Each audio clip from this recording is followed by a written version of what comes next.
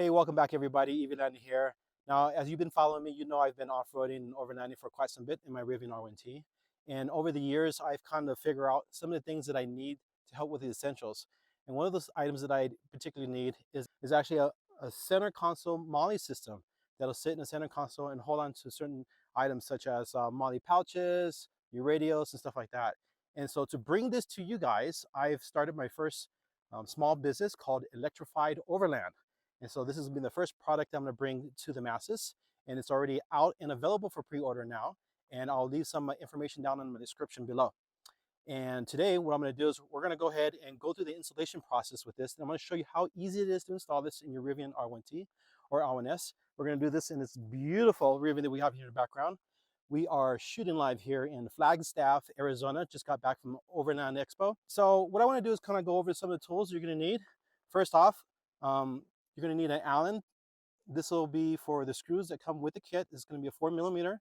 You're also going to need a wrench. I prefer an open wrench. This is 11mm. This will be for the nylon nuts.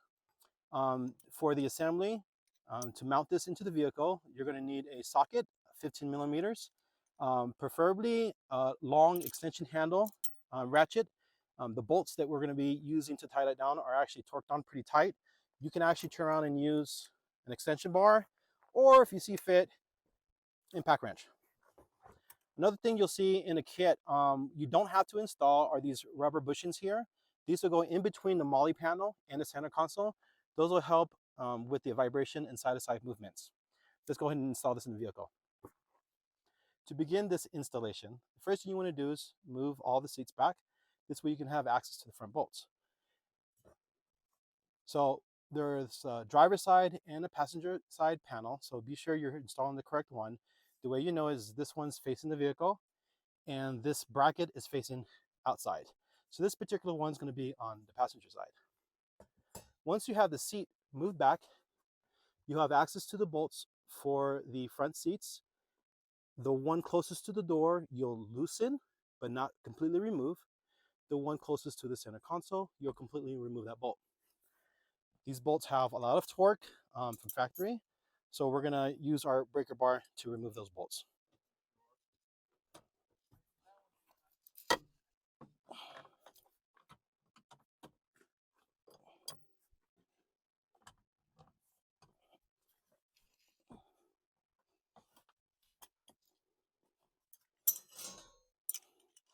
Now that I've gotten it broken loose, I can use my ratchet.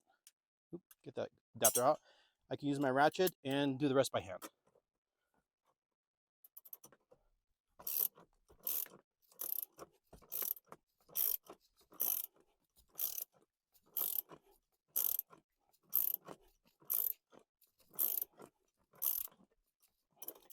That one will be slightly loose, and this one will remove it completely.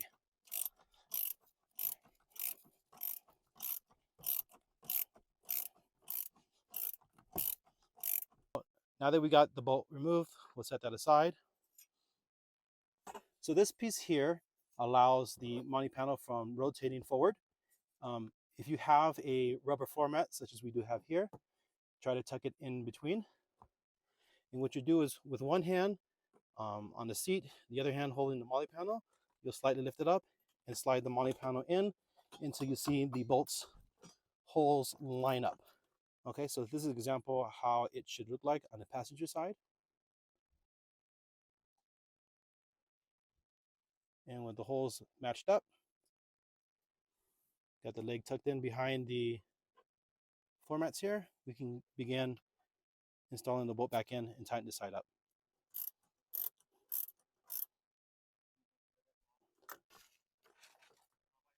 Repeat the same steps on the other side. Tighten the bolts down to 94 Newton meters or 68 foot-pounds of torque.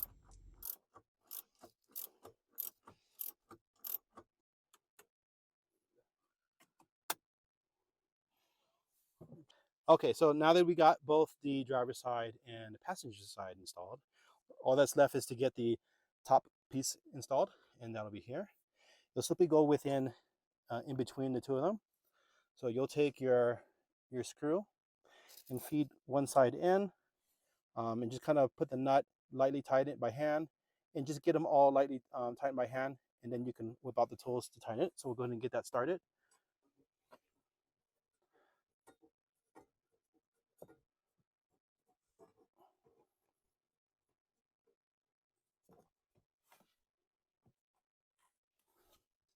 We'll take the nut and we'll put it on the inside and just kind of hand tighten it. The washer can be used on the nut if you, the washer can be used on the screw on the outside, but if you prefer a cleaner look without the washer, feel free to go ahead and do the install without the washer. And repeat that for both sides. Both sides have a pair of screws, 2 screws. All right, so now that they're hand tightened, we'll take our 11mm wrench here, open side to grab onto the nut, and then our 4mm Allen on the other side, and we'll give it a good tighten. Doesn't have to be torqued too much, just a good snug. The nylon of the nut's going to do its job and hold on to that screw.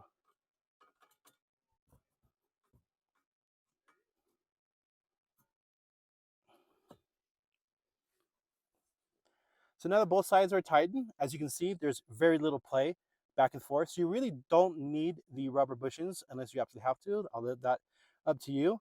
And so it's pretty much ready to go.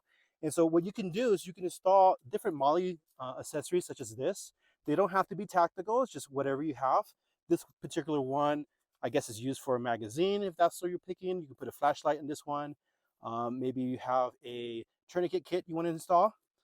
We also have this front-facing system here where you can mount different accessories such as ram mounts, maybe a small fire extinguisher, whatever your heart desires. So that's the beauty of this, that it is completely configurable to your needs. I have my radio bolted to this side here where I can get access to it. I have Molle panels aside for spare radios. There's a pouch that I have that can hold a pretty decent sized water bottle because the Rivian one is pretty much too small to hold those type of bottles. And of course, you have room for all the other stuff, including your camp speaker and everything else. What I've shared with you today can be easily accessible and purchased through my links down in the description below. I want to give special thanks to ProSpeed Rack for mentoring me on opening up my small business, also for helping me get in this manufacturing process started. Also want to thank my friends and family who supported me.